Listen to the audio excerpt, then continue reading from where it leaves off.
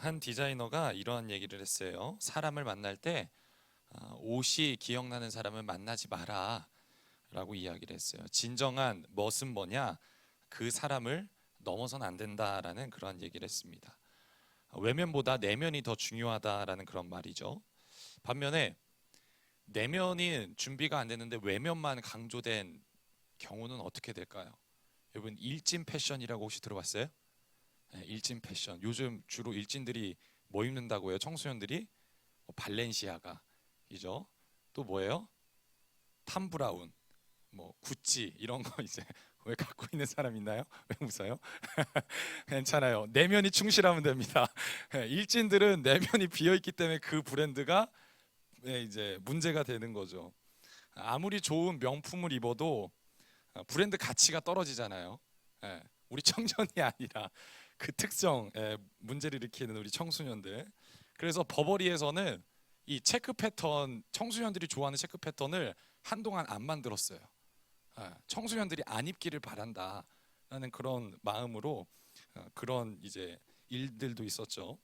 무슨 말이냐? 아무리 좋은 옷일지라도 사람의 내면이 중요하다라는 그러한 얘기죠. 우리 오늘 본문에 나오는 우리 잘 아는 내용이잖아요. 전신갑주. 그런데 이 옷이 그러한 옷이에요. 어떠한 좋은 무기를 갖고 있냐, 어떠한 좋은 장비를 갖추고 있냐라는 걸 말하는 게 아니에요. 여러분, 성경은 단 한 번도 외면적인 가치를 말하고 있지 않잖아요. 그죠? 바울도 우리의 내면을 말하고 있는 거예요. 그리스도인들이 에베소서에서 1장부터 바울이 계속해서 이야기하잖아요. 예수님께서 행하신 일들과 그로 인해 교회의 모습과 또 새 사람 된 그리스도의 몸과 이런 것들을 계속 말하고서 그 그리스도의 몸을 이루고 있는 우리 그리스도인들이 내면을 어떻게 갖추어야 하는지를 이 로마 시대 때 이 로마 군사의 옷으로 묘사하고 있는 거예요. 그래서 우리가 이 전신갑주 이 5가지에 대해서 같이 함께 잠깐 나눠봤으면 좋겠는데, 주일학교 때 다들 한 번씩 외우고 저렇게 한 거잖아요. 한번 따라해 봅시다. 진리의 허리띠. 여러분, 로마 시대 옷은 오늘날처럼 상의와 하의가 따로 있지 않고 통옷이었어요.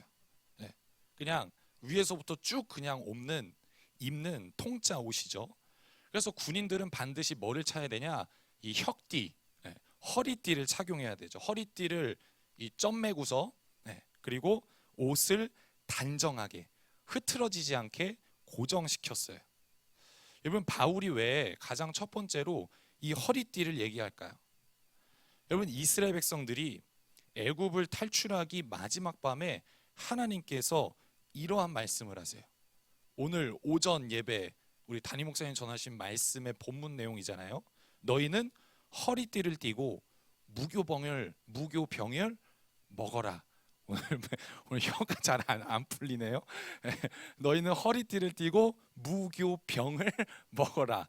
무교병, 즉 누룩을 넣지 않는, 즉 부풀러질 때까지 기다려야 되고 이러한 빵이 아니라 너희는 허리띠를 띠고 무교병을 먹어라라고 말씀하세요. 이 모습은 하나님이 뭘 말하는 거냐? 이스라엘 백성들아, 이제 내일이면 너네들 여길 탈출할 거야. 그러니까 여기서 너네들이 나태하게 안일하게 있는 게 아니라 당장이라도 하나님이 요이 땅 하면은 가나안 땅으로 향해서 뛰쳐나갈 채비를 말하고 있는 게 하나님께서 이스라엘 백성들에게 말씀하신 거예요. 허리띠를 매라. 여러분, 이 모습이 따라해봅시다. 단정함. 이 모습이 단정하다라는 거예요.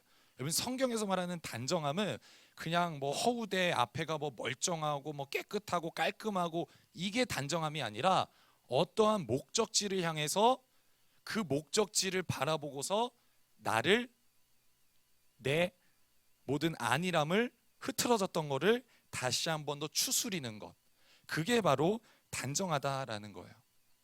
여러분, 우리도 마찬가지잖아요. 우리 그리스도인들은 이 땅을 살아가고 있어요. 어떻게 보면은 애굽이라는 이 세상 속에 살아가고 있지만 우리는 궁극적으로 어디를 바라보는 사람들이에요? 따라합시다. 천국 바라보는 거잖아요. 여러분, 천국 가려고 우리가 함께 교회 공동체에 모인 거잖아요. 하나님 나라를 여러분 바라보면서 우리의 나태함을 버려야 된다라는 거예요. 영적인 단정함을 가져야 된다라는 거죠.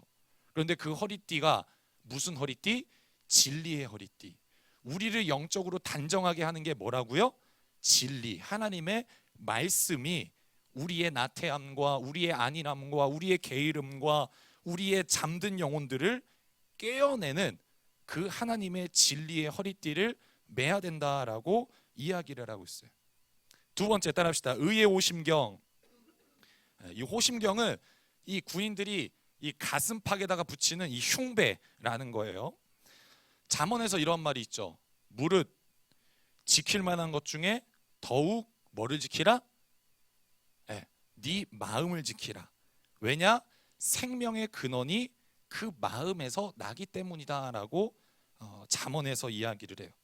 이처럼 이 옛날 사람들, 고대 사람들은 가슴에서부터 모든 게 다 시작되고 출발된다라고 여겼어요. 어디서부터 출발한다고요? 네, 가슴에서부터, 마음에서부터 모든 근원이 다 거기에서 출발하는 거다라고 믿었죠. 여러분, 사람이 언제 우리가 움직이고 행동하게 돼요? 여러분, 사람은 저 사람의 논리가 너무나 맞아, 그래서 설득되고 행동되기보다는 어떤 내 감정이 터치가 됐을 때, 내 감정이 움직였을 때 여러분 설득되고 행동하게 되어 있어요. 그잖아요. 비록 그게 논리에 좀 맞지 않을지라도, 그게 비록 이성적인 생각에 정말 딱딱딱딱 맞지 않을지라도, 여러분 사람이라는 존재는 감정이 건드려졌을 때 일단 움직이고 행동하게 되어 있다라는 거예요. 왜냐? 하나님이 우리 인간을 그렇게 지으셨어요. 여러분, 우리가 자칫 그 막 너무 감정주의에 빠지는 것을 비판하고 주의해야 되지만, 그렇다고 해서 이 감정 자체를 무시하면 돼요, 안 돼요? 안 돼요. 여러분, 우리가 아까 찬양팀이 찬양했는데 같이 찬양을 하면서 그 찬양을 통해서 우리의 감정으로도 하나님을 느끼고 하나님을 생각하는 게 중요하다라는 거예요. 하나님이 여러분 우리를 그렇게 만드셨어요. 왜 그럴까요? 여러분, 어떠한 피조물보다도 우리 사람은 어떠한 존재예요? 사랑을 주고받는 존재예요. 사람끼리도 사랑을 주고받아야 되고 하나님과도 사랑을 주고받아야 되고, 모든 인생의 삶 가운데 모든 어떠한 피조물보다도 이 사람이라는 존재는 사랑을 주고받는 존재이기 때문에 하나님께서 우리에게 감정을 주셨다라는 거예요.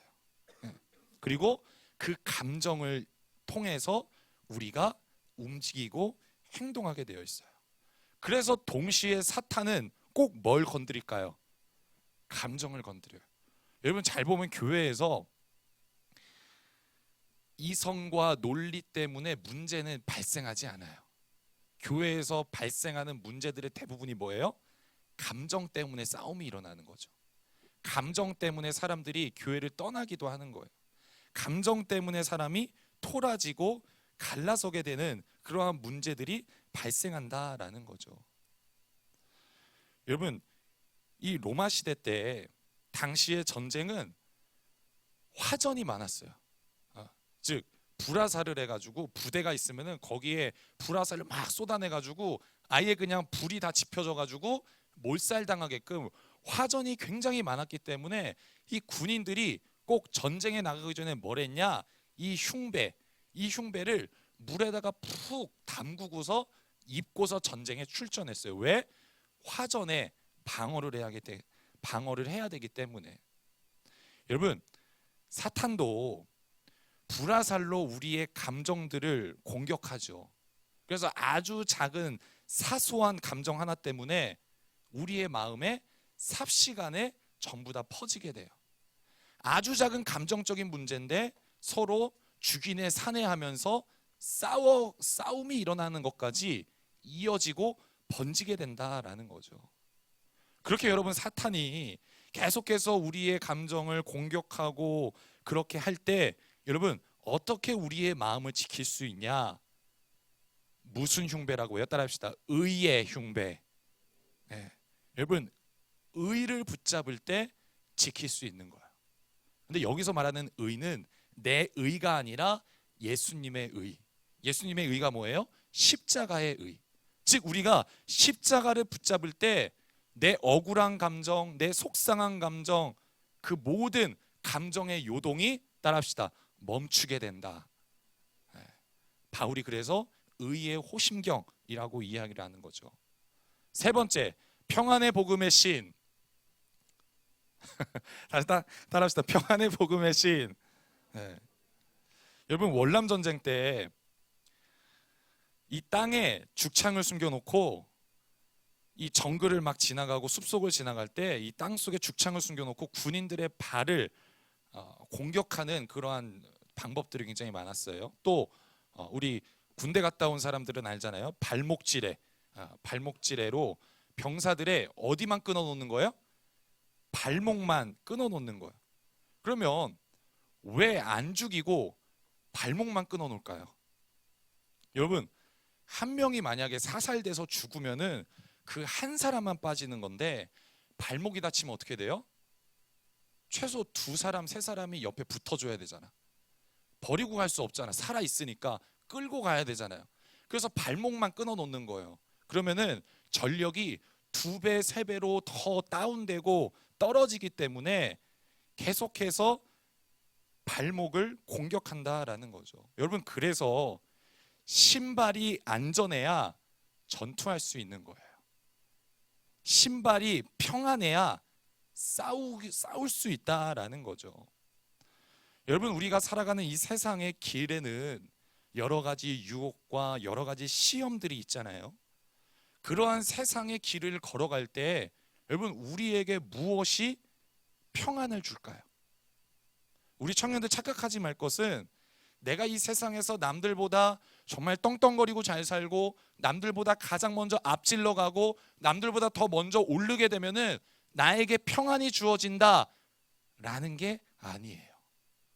여러분, 우리는 먼저 앞서가는 그 길을 가는 게 아니라, 따라해 볼까요? 다른 길. 여러분, 평안은 어디에 숨어 있냐? 다른 길을 갈 때 평안함으로 갈 수 있다라는 거예요.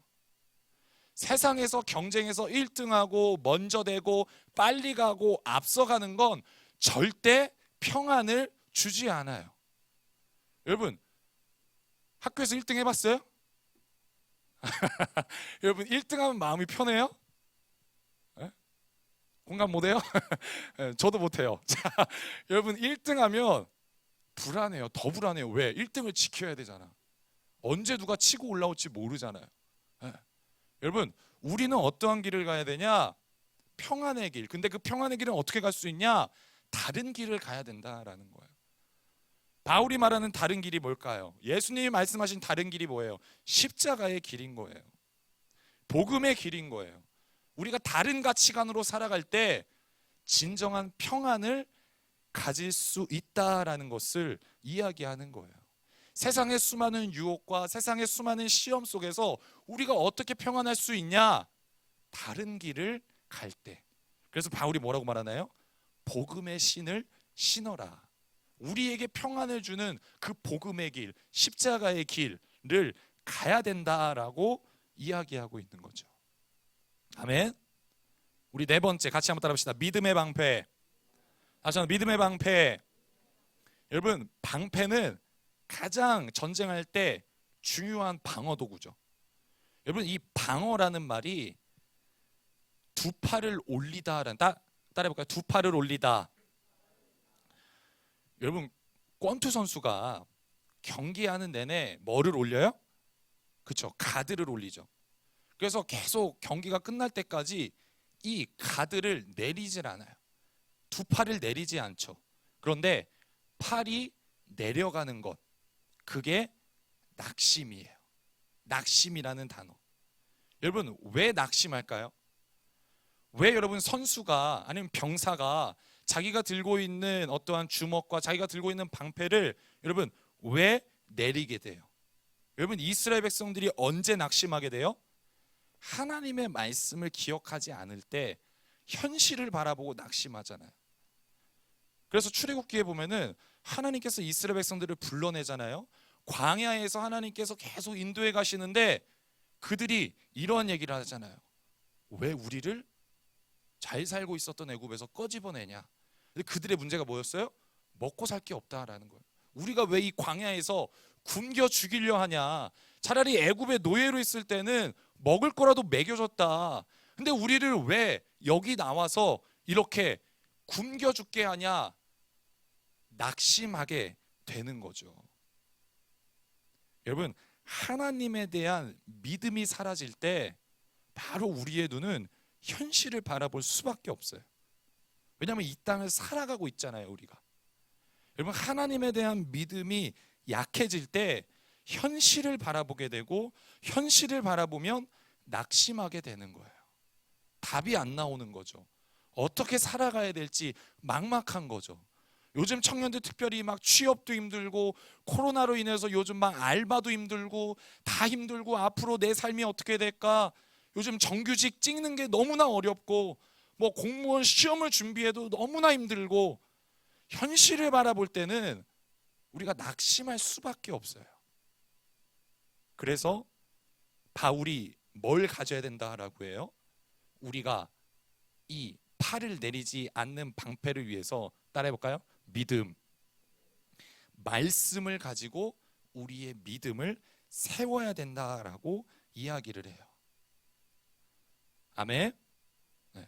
우리 다음으로 구원의 투구. 큰 소리로 구원의 투구. 여러분, 전쟁에서 머리를 가격당하는 것은 가장 치명상이죠. 다른 부분은 조금 공격을 당해도 버틸 수 있고 하지만 여러분, 머리를 가격당하는 것은 가장 치명상이에요. 무슨 말이냐? 신앙의 핵심은 따라합시다. 구원이다.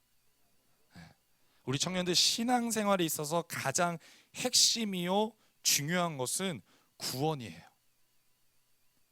반대로 얘기하면 여러분, 이 구원을 놓치면 다른 것 아무리 세워도 헛수고라는 말이에요. 이 구원에 대한 개념과 확신이 세워져 있지 않으면 아무리 다른 거를 갖추고 애쓰고 별의별 걸 다 해도 헛수고이다라는 거예요. 여러분, 바울이 우리 에베소서 1장 나눈 거 혹시 기억해요? 구원에 대해서 얘기하면서 뭐라고 얘기해요? 하나님께서 너희를 구원하신 것은 창세 전에 하나님께서 태초부터 너희들을 예정하여서 부르신 거다라고 이야기를 하죠. 즉 우리의 구원이 사람에 의해서 결정되는 게 아니다라는 거예요. 우리의 구원은 사람에 의해서가 아니라 하나님의 무조건적인 은혜이다라는 걸 바울이 에베소서에서 계속해서 얘기하고 있잖아요. 창세 전에 예정하심으로 너희를 택하셨다라고 바울이 이야기하고 있어요. 우리 청년들 이 믿음을 가지시기를 바라요. 아멘. 아멘. 여러분, 언제부턴가 많은 이 신학적인 입장 중에 다른 입장이 들어왔어요. 구원받으면 취소될 수도 있다. 우리 남대전교회도 한때 막 그 다른 그 이단 목사님이 와가지고 그런 거 많이 얘기했잖아요. 책도 막 팔고 이랬잖아요. 한 번 구원받아도 취소될 수 있다. 그러면서 뭘 계속 얘기해요? 인간적인 어떠한 노력과 애씀과. 여러분, 아무리 그러한 것들이 우리에게 들어온다라고 해도 여러분, 구원은 하나님이 완성하셨습니다. 아멘. 나에 의해서 완성되는 게 구원이 아니에요. 나의 노력에 의해서 결정되는 것도 아니다라는 거예요. 그러면 바울이 그렇게 수많이 얘기하고 있는 이 말씀엔 뭘 말하고 있는 건가요? 여러분, 우리의 구원이 정말 확실해야 돼요. 어떻게 확실할 수 있냐? 하나님이 우리의 구원을 이루셨다. 이것만큼 확실한 게 어디 있습니까? 이것만큼 안전한 게 어디 있어요? 그런데 인간에 의해서 구원이 결정되어진다. 네가 어떻게 행하냐에 따라서 구원의 여부가 달려있는 거야 라고 하면 여러분, 우리의 구원이 얼마나 불확실하고 얼마나 흔들립니까? 여러분, 우리가 그렇게 대단한 존재가 아니잖아요. 앞에 서 있는 저도 대단한 존재가 아니잖아요. 모든 인간은 대단한 존재가 아니에요. 삶을 살아가면서 계속해서 우리는 흔들린다고요. 그러면 그때마다 구원을 동일하게 흔들리면 바울이 말하고 있는 이 영적 전쟁에서 치명적인 결함을 갖고 있다라는 거예요. 치명적인 것이 노출되고 있다라는 거예요. 여러분, 구원은 하나님이 십자가를 통해서 완성하셨어요. 아멘. 네. 여러분, 그래서 우리에게 은혜로 주시는, 너무나 값지지만 값없이 주시는 은혜이다라고 말씀하고 있는 거죠. 여러분, 이 구원에 대한 확신이 있어야 머리를 가격당하지 않는 거예요. 치명상을 입지 않는다라는 거죠. 반면에 이 믿음이 없으면 치명적인 피해를 입는 거예요. 우리 옆 사람 보면서 얘기해 볼까요? 구원의 확신을 갖자. 다시 한번 더, 구원의 확신을 갖자. 여러분, 구원의 확신은 내가 그 말씀을 통해서, 요즘 우리 청년 리더들이랑 우리 금요일 밤마다, 우리 또 광고해야지 틈새를 해서 금요일 밤마다 성경 공부하고 있거든요. 다른 게 아니라 정말 이 복음과 구원에 대해서 정말 금요일마다 그 밤에 막 1시간 넘게 막 같이 이야기를 해요. 저만 얘기하지만 예, 이 끝나면 이제 또 다음 기수가 생길 거예요. 아멘. 예, 예, 쫄고 있는데, 자, 여러분, 어쩌다 이 말이 나왔죠? 예, 여러분, 이 구원에 대한 확신이 있어야 된다라는 거예요. 아멘. 예. 여러분, 바울이 이렇게 계속해서 얘기하는 이러한 전신갑주를 보면 그 특징이 말씀의 검, 마지막에 나오는 말씀의 검 하나 빼고는 전부 다, 따라해볼까요? 방어도구다. 네. 여러분, 하나님께서 우리에게 명하시는 게 공격하라라는 게 아니라, 따라해봅시다, 방어하라. 네. 다시 한번 더, 방어하라. 네. 여러분, 하나님께서는 우리에게 공격이 아니라 방어를 말씀하십니다. 우리 한번 12절 말씀 같이 한번 읽어볼까요? 시작. 우리의 씨름은 혈과 육을 상대하는 것이 아니요 통치자들과 권세들과 이 어둠의 세상 주관자들과 하늘에 있는 악의 영들을 상대함이라. 아멘. 여러분, 왜 우리가 공격이 아니라 방어를 해야 되냐? 바울이 얘기하죠. 우리의 싸움 자체가 혈과 육을 상대하는 게 아니기 때문에, 우리가 공격한다고 이기고 지고 하는 싸움이 아니다라는 거예요. 이 싸움은 누가 하시는 싸움? 하나님이 하시는 전쟁이다라는 거예요. 우리 청년들, 하나님의 전쟁의 특징이 뭐냐? 두 가지만 살펴볼 건데, 하나님의 전쟁의 특징은 첫 번째로, 구약의 수많은 전쟁을 보면은 좋은 무기를 갖추어서 승리했다라는 말은 한 군데도 없습니다. 몇 군데도 없다고요? 한 군데도 없어요. 오히려 좋은 무기를 갖추고 장비를 가진 자들은 아이성의 전투, 여호수아에 나오는 그 아이성의 전투처럼 하나님께서 오히려 일부러 지게 하세요. 패배하게 하세요. 여러분, 이스라엘 백성들이 무슨 싸움을 했어야 돼요?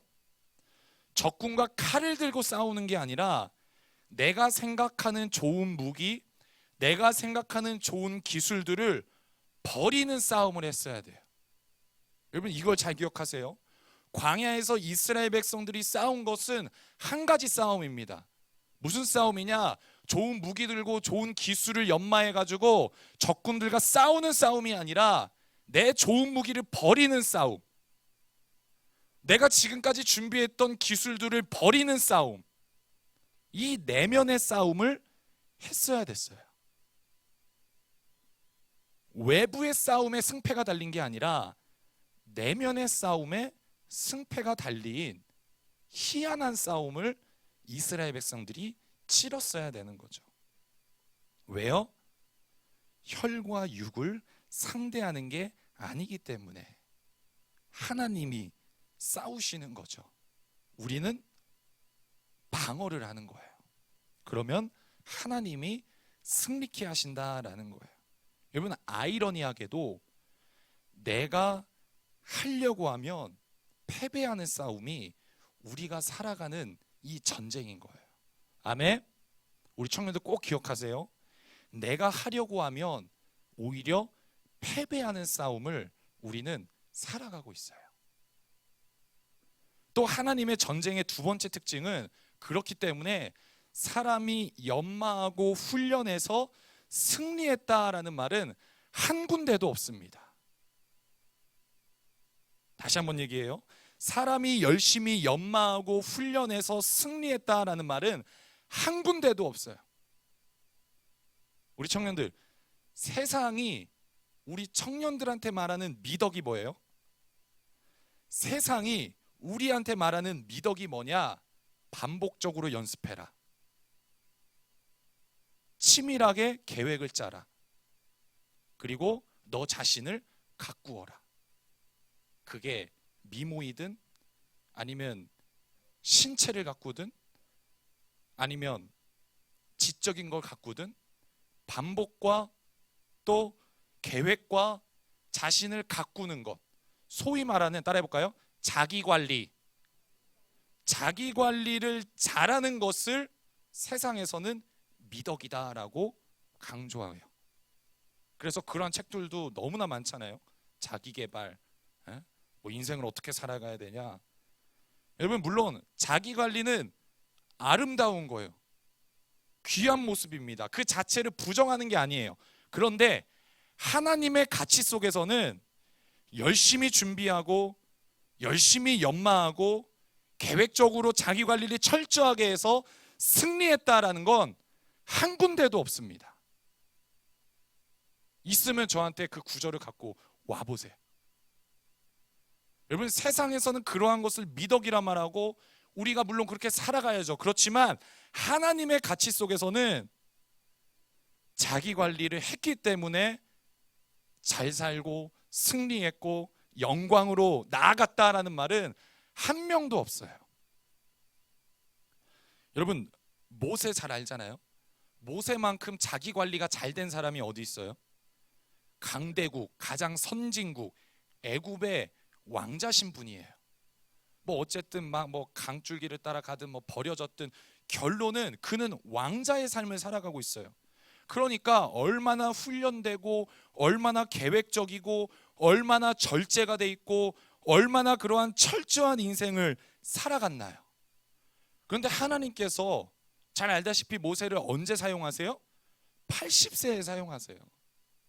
40세의 모세와 80세의 모세, 다들 알잖아요. 애굽의 왕자로 살아갔던 40세의 모세, 그리고 광야에서 도망자와 나그네로 살아가는 모든 게 다 포기된 그 80세의 모세. 여러분, 80세의 모세에 뭐가 그한테 남아 있었을까요? 훈련도 없고 계획도 무계획이었을 거예요. 절제도 다 사라졌을 거예요. 완전히 그 애굽의 왕자로서 살아갔던 모습은 40년 동안 도망자와 버린 자로 살아가면서 자기 관리가 하나도 안 된 상태였을 거예요, 모세가. 그런데 하나님은 그때 모세를 사용하시잖아요. 아멘? 아멘? 왜 그래요? 이 싸움은 혈과 육을 상대하는 것이 아니기 때문에 자신을 철저하게 부정해야 이기는 싸움이에요. 우리 청년들, 이 깨달음이 있기를 원합니다. 그래서 하나님께서는 전신갑주를 만들어라, 전신갑주를 준비해라 라고 말씀하시지 않고, 우리 한번 11절 같이 한번 읽어볼까요? 다 같이 읽읍시다. 시작. 마귀의 관계를 능히 대적하기 위하여 하나님의 전신갑주를 입으라. 아멘. 따라합시다. 입으라. 입으라. put on, 영어로는 put on, 입으라는 거예요. 그냥 다 하나님이 준비해 놓으신 것을 입어라 라는 거예요. 거기에 뭘 더 추가할 필요 없어요. 그냥 우리는 그 옷을 입어라 라고 하나님께서 말씀하세요. 여러분, 우리가 아까 얘기한 그 옷의 구성품을 보세요. 진리의 띠, 의의 흉배, 복음의 신발, 믿음의 방패, 구원의 투구. 여러분, 인간이 이룬 게 하나라도 있나요? 없어요. 말씀, 예수 그리스도의 십자가, 그리고 그분의 의, 하나님이 이루어 놓으신 구원, 믿음. 여러분, 전부 다 뭐냐? 우리 인간이 이룬 게 아니라 하나님이 전부 다 이루어 놓으신 거예요. 어떤 것 하나도 인간이 애써서 갖추어야 할 것은 없다라는 거예요. 우리는 뭐 하면 되냐? 하나님이 다 이루시고 하나님이 다 준비해 놓으시고 하나님이 다 완성시켜 놓으신 그 옷을 입으면 되는 거예요. 입으세요, 우리 청년들. 아멘. 여러분, 신앙생활은 내가 옷을 만들어가는 과정이 아니라 옷을 입는 거예요. 성경에서 말하잖아요. 너희는 그리스도로 옷을 입어라. 너희가 이렇게 행하고 이렇게 행해야지 그 옷을 줄게, 그 옷을 맞출 수 있어가 아니라 그리스도의 옷을 입어라. 또 너희를 위해서 준비해 놓은 하나님의 전신갑주를 입어라. 이게 신앙생활이에요, 우리 청년들. 내가 만들어가는 게 아니에요. 그 옷을 입는 겁니다. 그래서 여러분, 때로는 내가 계획했던 것을 무시할 수 있는 지혜가 있어야 돼요. 또 내가 훈련했던 것을 부정할 수도 있어야 됩니다. 누구 앞에? 하나님 앞에. 또 내가 열심히 갖추었던 것들, 내가 열심히 나의 프라이드를 삼았던 어떠한 나의 관리들, 이러한 것들을 무가치하게 여길 수 있어야 돼요. 왜? 그래야 그 옷을 입을 수 있어요. 여러분, 복음서에 보면 예수님께서 바리새인과 사두개인들을 계속해서 깨트리시잖아요. 계속해서 그들을 깨트리세요. 근데 그들이 누구예요? 오늘날로 얘기하면 신앙인들이에요. 오늘날로 얘기하면 신앙인이라고요. 종교 생활을 하는 사람들이에요. 근데 예수님께서 그들을 계속해서 깨트리세요. 말씀을 깨트리고 어떠한 예수님께서 행하시는 일들을 깨트리고, 그래서 계속해서 깨트리시는데 그들이 깨져요, 안 깨져요? 안 깨져요. 그들은 뭘 붙잡습니까? 내가 지금까지 연마한 것들, 내가 지금까지 살아면서 지켜왔던 그 율법들, 내가 지금까지 행했던 것들, 우리의 전통과 우리의 문화와 내가 지금까지 했던 것들 안 깨지잖아요. 그러니까 그 주님의 은혜의 옷을 결론적으로 뭐예요? 못 입는 사람들이 되는 거예요. 반면에 바울은 뭐라고 고백하나요? 나는 나의 모든 것을 다 배설물로 여기노라.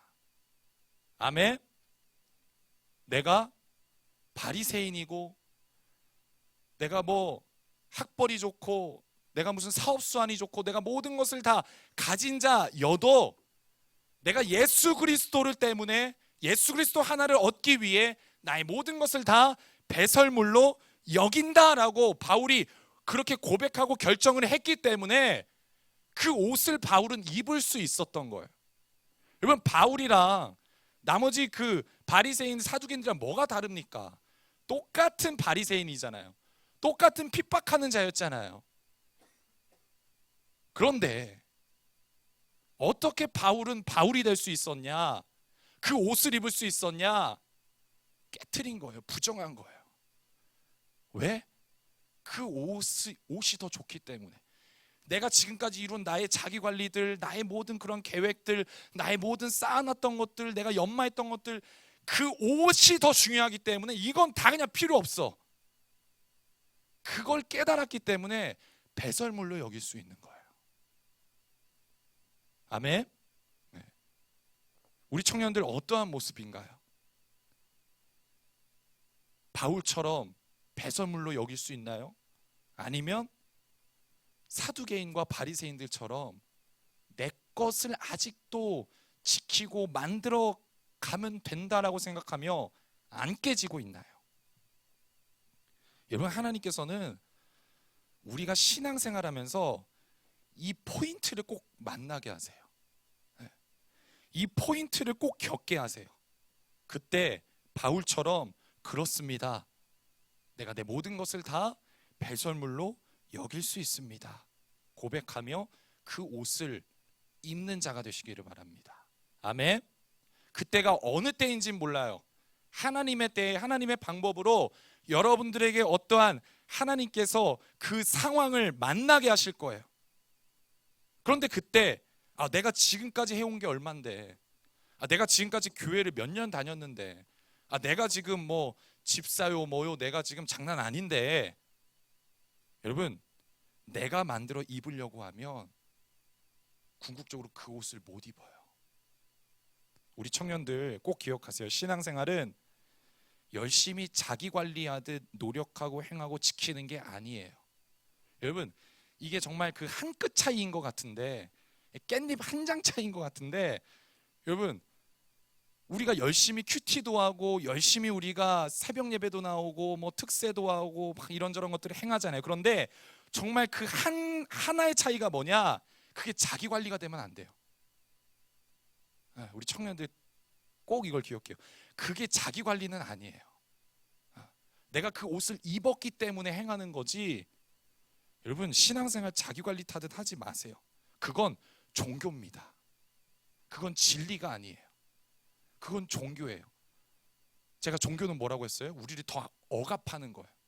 스트레스 되는 거예요. 힘든 거예요. 여러분 신앙생활은 푸돈 입는 겁니다. 하나님이 이미 이루어 놓으신 것들을 취하는 거예요. 그 깨달음과 그 은혜가 있기를 바랍니다. 아멘.